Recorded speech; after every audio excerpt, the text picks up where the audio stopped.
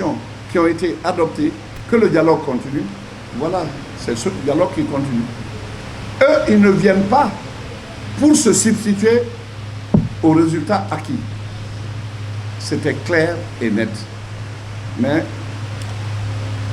c'est eux qui savent aussi pourquoi ils viennent et pourquoi ils ne viennent pas. Il nous a informé que sur 10 points de revendication, c'est ceux qui sont à l'extérieur ont déjà accepté au moins 7. Il ne restait plus que 3. Je ne rentre pas dans le détail. Ça nous a donné de l'espoir qu'ils allaient venir.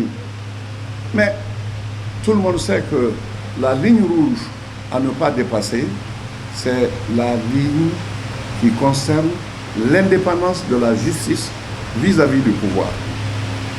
Ils l'ont dit depuis le début et tout le monde l'a accepté, tout le monde l'a applaudi. Je vais vous dire une vérité.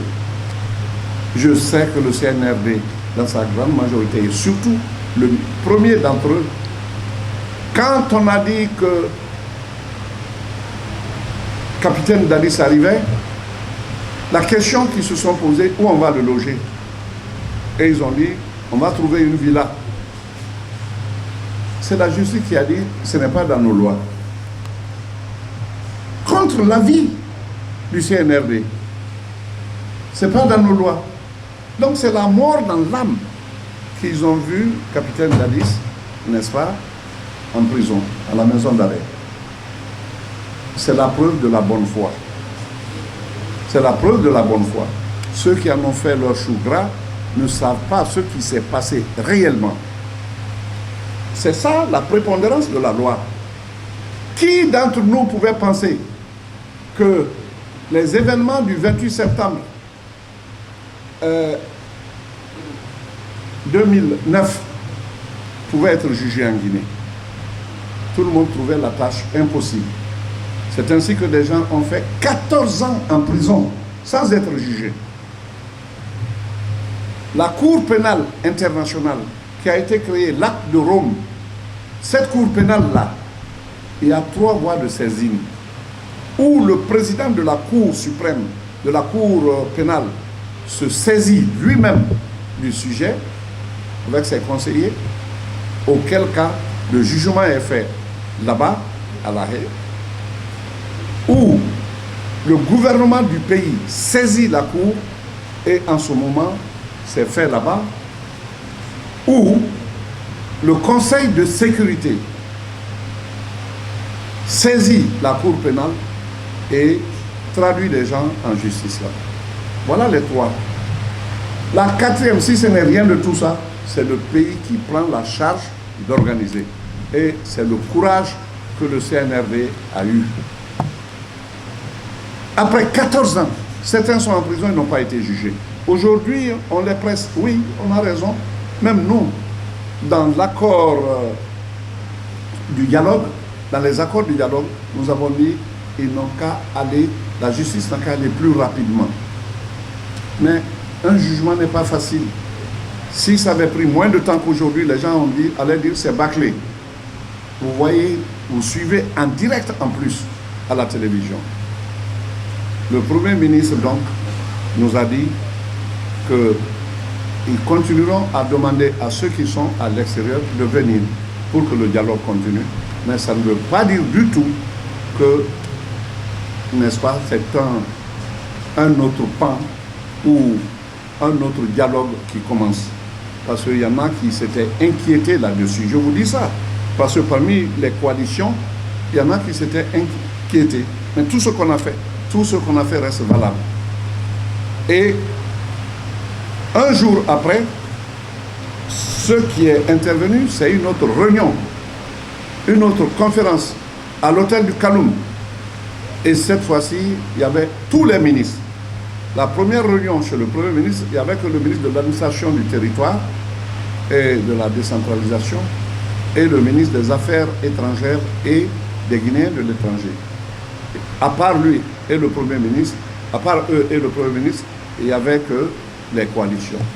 Mais au palais, du moins à l'hôtel du Kaloum, tout le monde était là. Les coalitions, ainsi que tout le gouvernement. Et ils nous ont fait l'état de la situation, où ils en sont, pour dire, voilà dans tel aspect. Ces aspects-là, je vais citer quelques-uns rapidement. Où on en est dans le recensement général de la population. Ils prennent le trait, je veux parler ainsi pour qu'il y ait une véritable compréhension, jusqu'à 2024.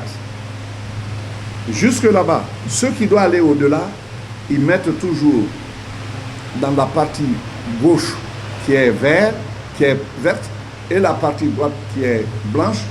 La partie gauche, ils mettent sous la transition. La partie droite, hors transition. Ça veut dire déjà que la transition a une date déterminée. Et nous ont présenté ainsi le recensement général qui n'a rien à voir avec les élections. Le recensement général, il faut que vous le compreniez, c'est un recensement qui est édicté par les Nations Unies à travers l'Agence sur la population. Chaque 10 ans, chaque pays des Nations Unies doit faire un recensement. Je crois que la Guinée l'a fait au moins 3 ou 4 fois. Et ce n'est valable que dans les 10 ans. Après les 10 ans, quand vous donnez les chiffres, on va vous dire c'est dans quelle année. Si vous dites il y a plus de 10 ans, ce n'est plus valable aux yeux des gens parce que chaque 10 ans, la population est censée se renouveler. Cela a été décrit. Le RAVEC, qui est le recensement à vocation d'état civil, c'est le plus important. Le plus important pour plusieurs raisons. Donc je vais vous citer peut-être 2. C'est l'état civil, ça. C'est ce qui fait de nous Guinéens. Quand vous n'êtes pas recensé à l'état civil, c'est que vous n'existez pas. Et beaucoup de pays en Afrique ont vécu dans ça longtemps. Tous les pays sont en train de se rendre compte que pour être citoyen, il faut que tu aies l'état civil du pays. C'est l'importance du RAVEC, le PN RAVEC. Donc, cela aussi a été donné. Un trait a été tiré et avec le RAVEC, ça finit exactement à une date qui est, cette fois-ci, qui ne va pas au-delà de la transition. C'est-à-dire que pendant la transition, on aura le RAVEC